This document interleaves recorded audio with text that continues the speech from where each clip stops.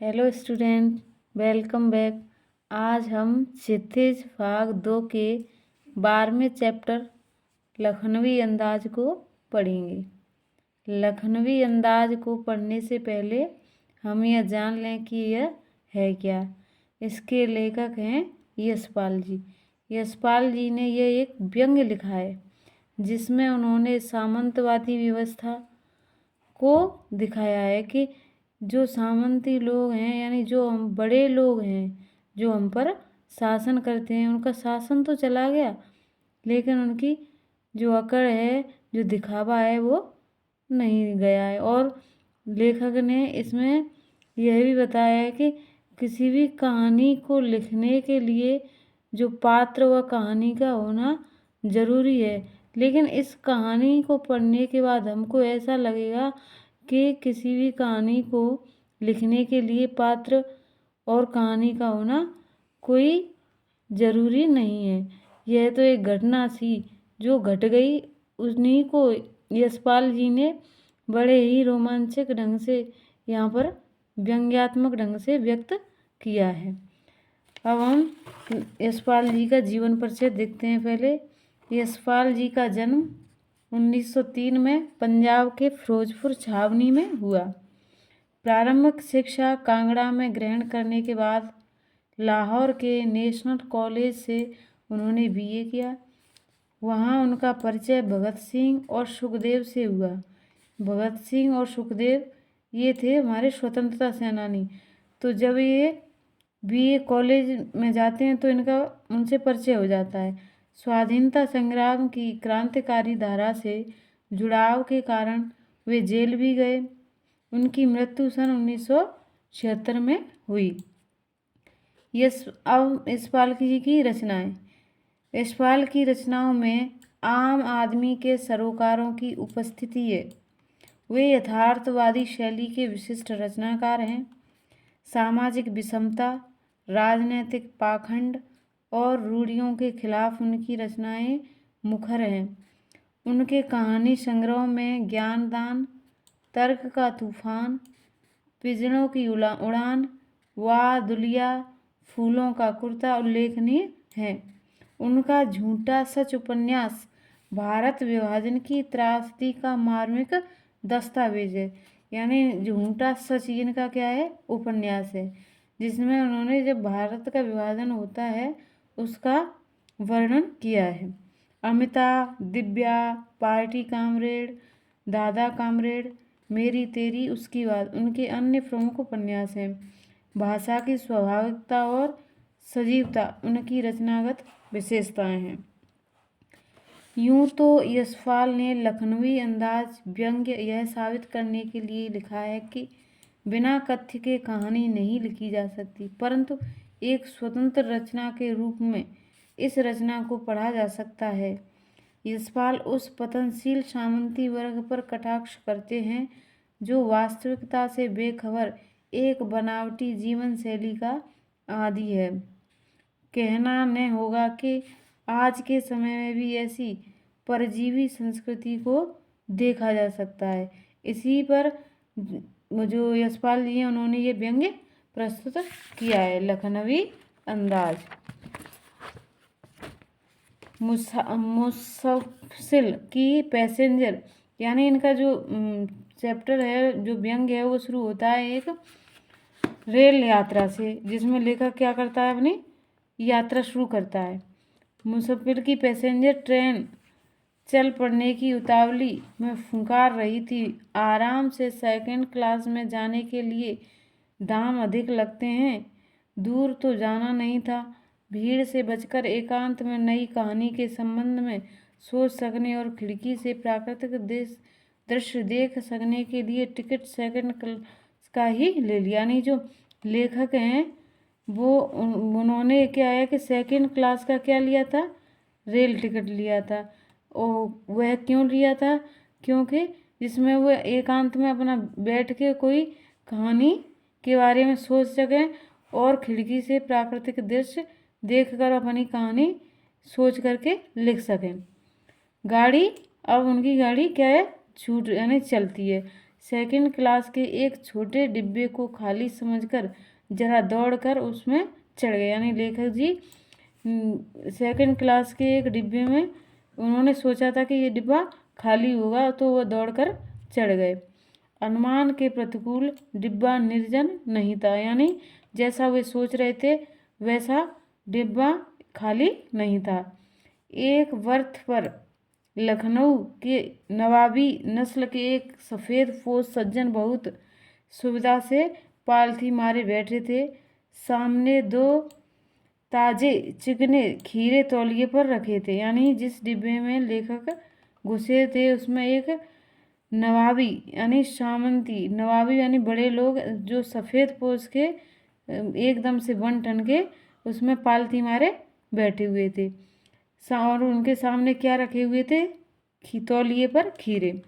डिब्बे में हमारे सहसा कूद जाने से सज्जन की आंखों में एकांत चिंतन में विघ्न का असंतोष दिखाई दिया। सोचा हो सकता है यह भी कहानी के लिए सूझ की चिंता में हो या खीरे जैसी अपदार्थ वस्तु का शौक रखने देखे जाने के संकोच में हो। नवाब साहब ने संगति के लिए उत्साह नहीं दिखाया। हमने भी उनके सामने की बर्थ पर बैठकर आत्मसम्मान में आंखें चुरा ली। यानी जब वो डिब्बा में जाते हैं लेखक, तो जो वहाँ पहले से जो सज्जन बैठे हुए थे वो उनको देख करके ज़्यादा उत्साह नहीं दिखाते। लेखक भी उनके सामने वाली सीट पर बैठ जाते हैं।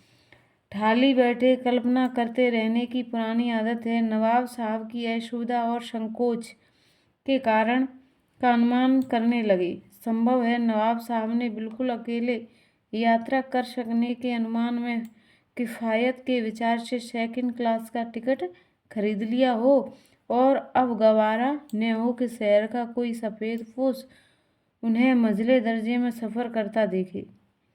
अकेले सफ़र का वक्त काटने के लिए ही खीरे खरीदे होंगे और अब किसी सफ़ेद पोश के सामने खीरा कैसे खाएं। यानी लेखक सोच रहे हैं कि जो व्यक्ति वहाँ पहले से बैठे थे उन्होंने ये सोचकर बैठे होंगे कि मैं अकेले यात्रा करूँगा और इसलिए उन्होंने खीरा अपनी यात्रा का वक्त है वो उनके साथ गुजारने के लिए, यानी खीरों के साथ खाते हुए उनका वक्त निकल जाएगा ऐसा सोचकर उन्होंने खीरा रखे होंगे। लेकिन अब वो लेखक उसमें आ गए हैं तो अब वो सोच रहे हैं लेखक उनके बारे में कि और सफ़ेद पोश के सामने खीरा हुआ कैसे खाएंगे।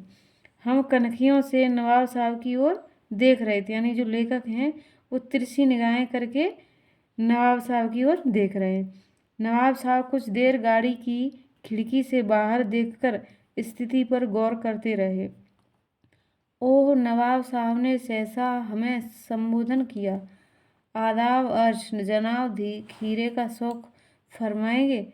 यानी जो लेखक है उनसे जो नवाब साहब हैं वो कहते हैं कि आप खीरा खाएंगे। नवाब साहब का सहसा भाव परिवर्तन अच्छा नहीं लगा। भाव लिया, आप शराफत का गुमान बनाए रखने के लिए हमें भी मामूली लोगों की हरकत में लथेड़ लेना चाहते हैं। जवाब दिया शुक्रिया, किबला शौक फरमाएंगे। यानी जो लेखक हैं उन्होंने धन्यवाद करते हुए कहा नहीं। नवाब साहब ने फिर एक पल खिड़की से बाहर देखकर गौर किया और दृढ़ निश्चय से खीरे के नीचे रखा तौलिया झाड़कर सामने बिछा लिया। सीट के नीचे से लोटा उठाकर दोनों खीरों को खिड़की से बाहर धोया और तौलिए से पोंछ लिया। जेब से चाकू निकाला, दोनों खीरे के सिर काटे और उन्हें गोद कर झाग निकाला। फिर खीरों को बहुत एहतियात से छीलकर फाँकों को करीने से तौलिए पर सजाते लगे। लखनऊ स्टेशन पर खीरा बेचने वाले खीरे के इस्तेमाल का तरीका जानते हैं। ग्राहक के लिए जीरा मिला नमक और पिसी हुई लाल मिर्च की पुड़िया भी हाजिर कर देते। नवाब साहब ने बहुत करीने से खीरे को फाँकों पर जीरा मिलाकर नमक और लाल मिर्च की सुर्खी भड़क दी। उनकी प्रत्येक भाव भंगिमा और जबड़ों के स्फुरण से स्पष्ट था कि उस प्रक्रिया में उसका मुख खीरे के रसास्वादन की कल्पना से प्लावित हो रहा था। हम कनखियों से देखकर सोच रहे थे कि मियाँ रईस बनते हैं, लेकिन लोगों की नज़रों से बच सकने के ख्याल में अपनी असलियत पर उतर आए हैं।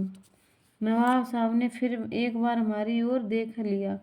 वल्लाह शौक कीजिए लखनऊ का बालम खीरा। यानी जो सज्जन बैठे हुए थे उन्होंने पहले तो लेखक से कहा कि आप खीरा खाएंगे, तो लेखक ने शुक्रिया करते हुए मना कर दिया। उसके बाद उन्होंने क्या किया, तौलिए को बिछाया, खीरों को काट दिए, काट करके और बढ़िया से 4 टूक करके उन पर नमक, जीरा, लाल मिर्च वगैरह डाल के सजा के फिर दोबारा वो लेखक से कहते हैं कि शौक कीजिए लखनऊ का बालम खीरा के, थोड़ा खाएंगे क्या। नमक मिर्च छिड़क दिए जाने से ताजे खीरे की पनियाती फांकें देखकर पानी मुंह में जरूर आ रहा था, लेकिन इनकार कर चुके थे।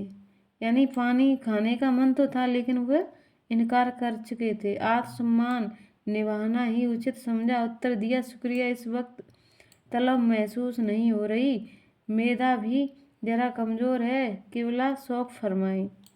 यानी उन्होंने फिर दोबारा मना कर दिया।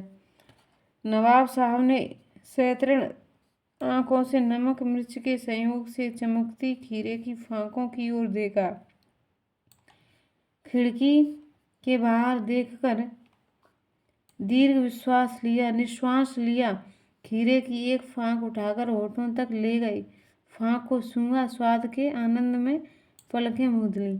यानी जो सज्जन है उन्होंने क्या किया कि जो खीरा है वो ले जाते हैं सूंघ कर, और उनके जो स्वाद है वो अपनी पलकें आँखों को मूंद करके अंदर ही अंदर स्वाद लेते हैं। मुंह में भराए पानी का घूंट गले में उतर गया। यानी उनका जो मुंह में जो पानी जैसा आता है उसे अंदर ही अंदर अपने अंदर उतार गए। तब नवाब साहब ने फांक को खिड़की से बाहर छोड़ दिया, यानी सूंघ करके उस खीरे को बाहर फेंक दिया। नवाब साहब खीरे की फांकों को नाक के पास ले जाकर वासना से रसास्वादन कर खिड़की के बाहर फेंकते गए। यानी जो खीरा काट करके रखे थे उन्होंने, और नमक मिर्च लगा के रखा था, तो उसको अपनी नाक के समीप ले जाते और सूंघ करके उसको बाहर खिड़की के फेंक देते। नवाब साहब ने खीरे की सब फांकों को खिड़की के बाहर फेंक कर तौलिए से हाथ और होठ पोंछ लिए और गर्व से गुलाबी आंखों से हमारी ओर देख लिया, यानी लेखक की तरफ देख लिए, मानो कह रहे हों यह है खानदानी रईसों का तरीका। नवाब साहब खीरे की तैयारी और इस्तेमाल से थककर लेट गए। हमें तस्लीम में सिर खमकर लेना पड़ा। यह है खानदानी तहजीब, नशाफत और नजाकत। हम गौर कर रहे थे खीरा इस्तेमाल करने के इस तरीके को। खीरे की सुगंध और स्वाद की कल्पना से संतुष्ट होने का सूक्ष्म, नफीस या एब्स्ट्रैक्ट तरीका ज़रूर कहा जा सकता है, परंतु क्या ऐसे तरीके से उदर की तृप्ति हो सकती है? यानी सूंघ कर क्या किसी का पेट भर सकता है? नवाब साहब की ओर से भरे पेट के ऊंचे डकार का शब्द सुनाई दिया और नवाब साहब ने हमारी ओर देखकर कह दिया, खीरा लजीज होता है शकील, नामुराद मेदे पर बोझ डाल देता है। ज्ञान चक्षु खुल गए, यानी ज्ञान की आंखें खुल गईं। पहचान ये है नई कहानी के लेखक।